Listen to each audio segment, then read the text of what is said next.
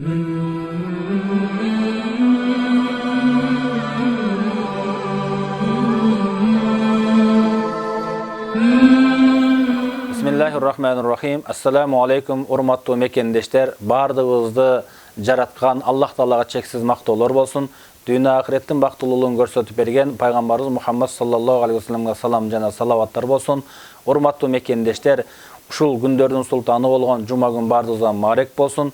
Ушул ар бир кылган амалдарыбызды бир ихлас менен кылганда адат кылсак, ихлас менен кылганга амал кылсак, Аллах Таала көрүп турат, билип турат деген сезим менен жасасак, ар бир кылган амалдарыбызды Аллах Таала эгер жакшы амалдарды кылса, Аллах Таала ошонун берекетин берет.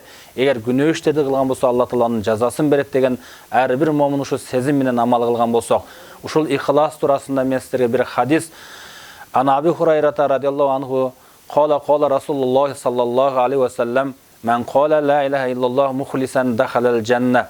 Abu Hurayra radiyallahu anhudan rivayet kılınan hadis, Peygamber Muhammed sallallahu aleyhi ve sellem aytdı, kimdegim la ilahe illallah diye ihlas menen aytkan bolsa, al beyişke kiret dedi. Oşonda öyle iman keltiriştikte dağı, her bir jakşı işlerde kılıştıkta dağı ihlas şart eken. Her biribizge jakşı amaldardı ihlas menen kılganga Allah'ım mümkünçülük bergen bolsun. Assalamu aleykum ve rahmetullahi ve berekatuhu.